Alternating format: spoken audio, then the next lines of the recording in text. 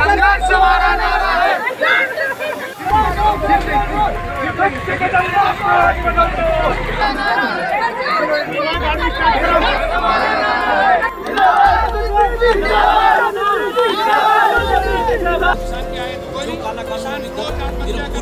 राज्यसभा में पारित हुआ, मनमाने ढंग से पारित हुआ, लोकतांत्रिक व्यवस्था हत्या की गई।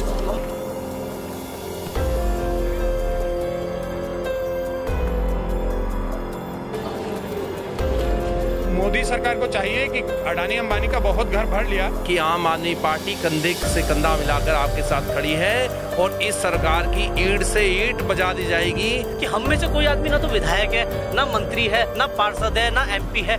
अगर उनके हक का बिल था तो क्यों आया? नमस्कार, जय भारत टीवी में आपका स्वागत है। मैं हूं आपके साथ अरशद खान। आज उत्तराखंड विधानसभा सत्र की शुरुआत हो चुकी है।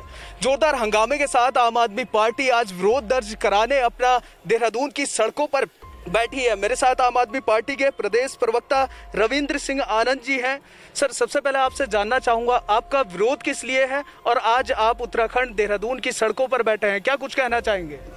देखिए, जो केंद्र सरकार भाजपा सरकार ने जो किसानों के अहित में ये काला अध्याय लिखने का काम किया है, जो ये कृषि बिल ला करके किसानों का अहित किया है, पहले ही हमारे किसान भाई, क्योंकि मैं तो खुद भी किसान हूँ, मैं तो खुद भी खेती करता हूँ, तो मैं इसको अच्छे समझता हूँ कि जो न्यूनतम निर्धारित मूल्य है उसको समाप्त कर दिया गया है, जो मंडी व्यवस्था है उसको समाप्त कर दी गई है, जो मंडी समिति की व्यवस्था 1964 में लागू की गई थी। और चूंकि मैं मंडी समिति में अध्यक्ष भी रहा हूँ और मंडी समिति किसानों के हित में काम करती है, वो सब खत्म कर लिया है। और मैं समझता हूँ कि इस बिल के आ जाने से पूंजीपतियों को, जमाखोरों को, काला बाजारियों को, सट्टा बाजारियों को प्रोत्साहन मिला है। बड़ी बड़ी कंपनियां एफडीआई, जिन पर पहले एक सीमा थी कि इतना 10 कुंटल तक ही आप माल अपने गोदामों में रख सकते हैं, वो सीमा हटा दी गई है। काला बाजारी को, सट्टा बाजारी को, जमाखोरी को, पूंजीपतियों को सरकार बढ़ावा देने का काम कर रही है। मैं ये कह देना चाहता हूँ, आज त्रिवेंद्र सरकार का हमने घेराव किया है, विधानसभा का हमने घेराव किया है कि जो काम कांग्रेस को करना चाहिए था, जो मुख्य विपक्ष की भूमिका निभानी चाहिए थी, वो आज आम आदमी पार्टी को निभानी पड़ रही है। हम में से कोई पार्षद, कोई मेयर, कोई विधायक या सांसद नहीं है। हम आम आदमी हैं, हम आम लोगों की आवाज़ हैं, हम आम जनता आवाम की आवाज़ हैं।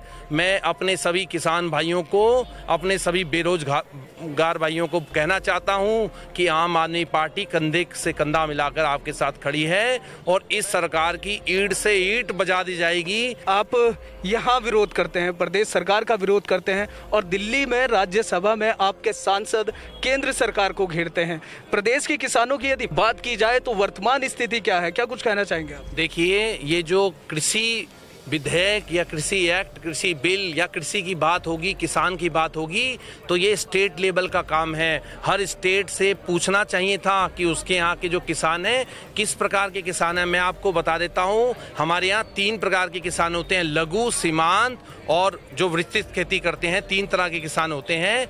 और उत्तराखंड में मैं आपको बता दूं कि जो खेती होती है 70%, उसका जो 86% है वो लघु और सीमांत किसान है। हमारे यहाँ सीढ़ीदार खेत हैं, हमारे किसानों के पास 2, 4, 10, 20 नाली ज़मीन होती है, उसी में वो अपना भरण पोषण करते हैं और अपनी प्रोडक्ट को इकट्ठा करके गाड़ी में भेजते हैं मंडी तक, और मंडी में एक प्रतिनिधि आकर के उनका माल बेचता है और पैसा उनको दे देता है।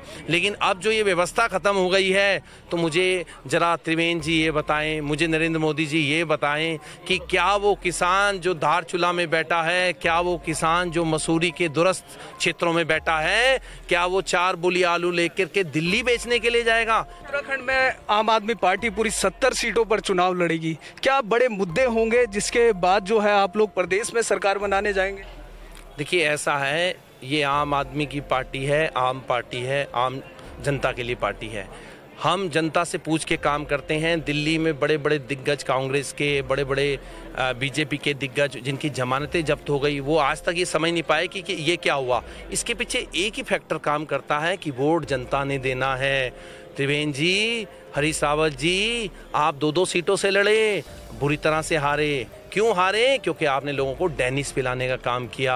आम आदमी पार्टी काम करेगी बिजली पर, पानी पर, स्वास्थ्य पर, शिक्षा पर, पलायन पर, बेरोजगारी पर। ये मुद्दे होंगे आम आदमी पार्टी के। और हमारे को मैं आपको बता दूं, हमारा एक एक कार्यकर्ता 1-1 लाख लोगों के बराबर है। हमारा एक एक कार्यकर्ता बड़े बड़े नेताओं को धूल चटाने की हिम्मत रखता है। आप ये देखना, आगामी चुनाव में हम में से ही कुछ लोग चुन करके जाएंगे और जनता के हित में काम करेंगे। जी, अब एक जी मेरे साथ हैं। मैम, क्या कुछ कहना चाहेंगे आप? आम आदमी पार्टी किस प्रकार से प्रदेश में काम करेगी और कितनी मुश्किल होने वाली है ये चुनावी रहा आम आदमी पार्टी के लिए? देखिए, सबसे पहले तो मैं ये बता दूं कि आम आदमी पार्टी अपना मॉडल तैयार कर चुकी है और साक्ष्य दे चुकी है। दिल्ली साक्ष्य है, दिल्ली का मॉडल साक्ष्य है, देवभूमि का मॉडल तैयार हो चुका है। और जो दिल्ली में जो हम देख रहे हैं कि 20 साल के अंदर कांग्रेस और भाजपा दोनों सरकारों ने राज किया, 2-2, 3-3 बार आपने सरकार चलाई। उसके बाद उत्तराखंड को आपने एक खंडर की तरह बना दिया, खंडर बन चुका है उत्तराखंड। और दिल्ली में आम आदमी पार्टी ने जो एक लौ जलाई थी, और आज हर आदमी खुश है आम आदमी पार्टी से। आगे 2022 में यही होने वाला है कि उत्तराखंड की तमाम जनता इस बात से खुश होगी कि जो दिल्ली में हुआ, आज वही सुविधाएं, जो सुविधाएं जनता का हक है, वही दिलाने का काम करेगी, उसी रास्ते पे चलेगी। देवभूमि का अपना मॉडल होगा, उसी मॉडल के तहत हम लोग काम करेंगे। और सबसे बड़ी बात तो ये है कि कोई भी सरकारें अपनी जेब से नहीं देती, लेकिन सरकारें, वो जो बहुत सी सरकारें अपना पेट भरती है, और केजरीवाल जी की सरकार अपनी जनता को बांटती है, जो जनता का हक है। ठीक है। क्या दिल्ली मॉडल को उत्तराखंड में उतारने की कोशिश करेगी केजरीवाल सरकार? देखिए, कुछ मुद्दे ऐसे हैं जो बिजली पानी के मुद्दे हैं, जो बेरोजगारी का मुद्दा है। अब केजरीवाल जी ने वहाँ पे बेरोजगार मतलब योजना बनाई है, ये रोजगार बाजार बनाया है। वो रोजगार बाजार यहाँ भी बनेगा, यहाँ पे भी लोगों को रोजगार मिलेगा। 11 लाख से ज्यादा लोगों को रोजगार मिल गया रोजगार बाजार के अंदर, तो क्या उत्तराखंड में नहीं मिल सकता है?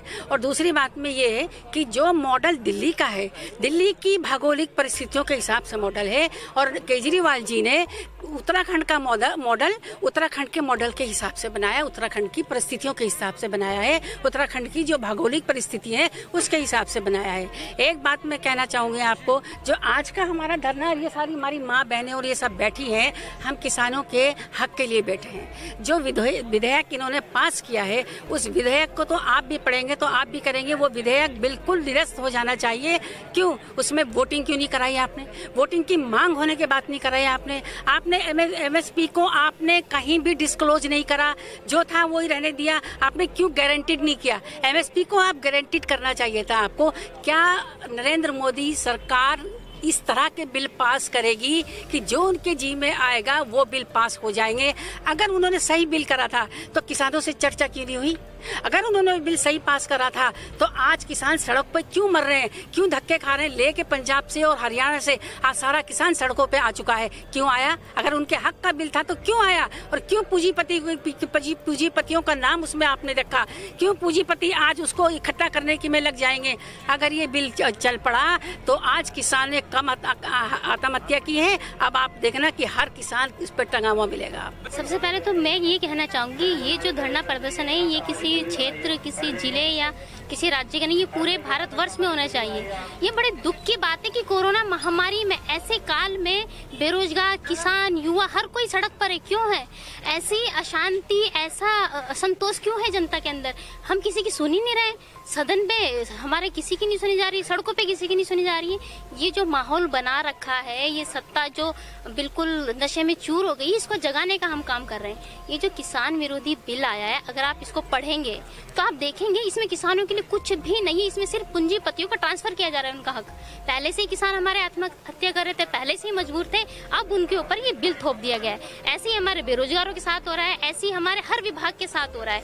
देखिए, जिस प्रकार से हमारे देश में जो अन्नदाता है, किसान है, उसका लगातार दमन हो रहा है। वो किसान जिसको मोदी जी ने कहा था कि मैं उनकी आय दुगनी कर दूंगा, अब उनकी ज़मीन छीनने के लिए ऐसे ऐसे विधेयक ले आए हैं कि जिससे उनकी ज़मीन अडानी और अंबानी के पास चली जाएगी और वो किसान जो किसान उस ज़मीन का मालिक था पुश्तों से न जाने कितनी पीढ़ियों से, वो उस ज़मीन में बंधुआ मजदूर बन जाएगा। तो मोदी सरकार को चाहिए कि अडानी अंबानी का बहुत घर भर लिया, थोड़ा किसानों के बारे में सोचिए। वो लगातार आत्महत्या कर रहे हैं, उनके बारे में सोचिए, बेरोजगारी के बारे में सोचिए किसान क्या करेगा। अगर किसान ऐसे बर्बाद हो जाएगा तो आज जो बीच के दलाल होते हैं वो दलाल क्या करेंगे, आपको भी पता है, मुझे भी पता है। जो आटा आज रेट है वो दुगने रेट में अंबानी भेजेगा, और क्योंकि किसान कहीं और दे नहीं पाएगा, किसान के खेत उसके कब्जे में होंगे, तो वो अपने रेटों से बेचेगा और ये जनता भी तरस होगी जो किसान नहीं है। बहुत बहुत शुक्रिया मैम बात करने के लिए। विशाल जी, आपके पास सीधा आना चाहूँगा मैं। क्या कुछ कहना चाहेंगे किसानों के लिए? आपकी सरकार के पास क्या मॉडल होगा, क्या कुछ कहेंगे आप? देखिए, इस देश के अंदर एकमात्र राजनीतिक दल है जिसने दिल्ली में वो करके दिखाया है। सबसे ज़्यादा मुआवजा राशि देने वाले हम ही लोग हैं, आम आदमी पार्टी किसानों को, और ये बात हमने वास्तविकता के साथ दिल्ली में साबित की है। आज आप देख सकते हैं कि एक दिवसीय सत्र जो चल रहा है उत्तराखंड के अंदर, विपक्ष की नैतिक जिम्मेदारी बनती थी कि वो लोग सड़कों पर आकर इस काले कानून का विरोध करें। राज्यसभा में जिस प्रकार से मनमाने तरीके से लोकतंत्र की हत्या करके बिना वोटिंग के ये कानून पारित किया गया है, इसमें पूर्ण रूप से पूंजीपतियों को लाभ दिलाने के दृष्टिकोण से इस कानून को पारित किया गया।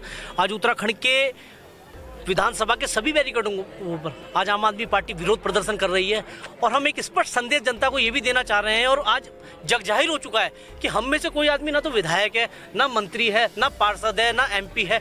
हमेशा भारतीय जनता पार्टी और कांग्रेस के लोग यहाँ निर्वाचित होकर आए हैं, और विपक्ष का मतलब है वैकल्पिक सरकार को जगाने वाले लोग, आम जनता की बात को सरकार तक पहुँचाने वाले लोग। आज माननीय धस्माना जी, माननीय हरीश रावत जी घर में बैठकर राजनीति कर रहे हैं, जबकि उनकी ये नैतिक जिम्मेदारी बनती थी कि सड़कों पर आकर इस काले कानून का विरोध करते।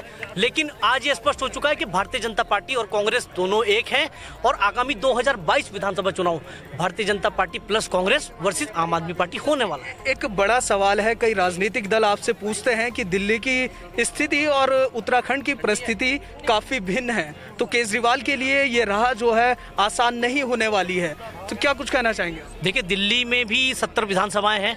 हाँ, ये हम जरूर मानते हैं कि भौगोलिक परिस्थितियाँ उत्तराखंड की बहुत अलग है, लेकिन क्या उत्तराखंड के लोगों को फ्री पानी नहीं चाहिए? क्या उत्तराखंड के लोग फ्री बिजली नहीं चाहते? क्या उत्तराखंड के लोग सरकारी अच्छे स्कूलों की व्यवस्था अच्छी नहीं चाहते? या उत्तराखंड के लोग सरकारी अस्पताल अच्छे नहीं चाहते? कौन नहीं चाहता कि मूलभूत सुविधाएं इस देश के अंदर अच्छी हो? और हमारी पूर्ण रूप से जो नीतियां हैं वो 5 लाख रुपए मासिक कमाने वाले व्यक्ति के लिए नहीं है। जो लोग 10 लाख रुपए मासिक वेतन कमाते हैं उनके लिए सिलेंडर 4000 का हो जाए, उनको क्या दिक्कत है? लेकिन 15,000 रुपए कमाने वाले व्यक्ति के लिए अगर उसे बच्चे की फीस 3000 से 500 रुपए हो जाए, उसके बिजली का बिल 1200 रुपए से 200 रुपए हो जाए, उसका पानी निःशुल्क हो जाए, उसके बच्चे का इलाज सरकारी अस्पताल, जैसे आज दून अस्पताल की स्थिति है, अगर मैक्स अस्पताल ऐसे सरकारी अस्पताल उत्तराखंड में बना दिए जाए तो कौन आम आदमी पार्टी को उत्तराखंड में नहीं लाना चाहेगा? और 250 किलोमीटर की तो मात्र दूरी है, वो हवा यहाँ चलने लगी है, और उस आंधी को आप देख भी रहे हैं। बिल्कुल, बहुत बहुत शुक्रिया विशाल जी हमारे साथ बात करने के लिए। तो 62% जनता के समर्थन के बल पर आम आदमी पार्टी उत्तराखंड की 70 सीटों पर विधानसभा चुनाव लड़ने चली है। वीडियो जर्नलिस्ट प्रदीप बिष्ट के साथ मैं अरशद खान, जय भारत टीवी, देहरादून।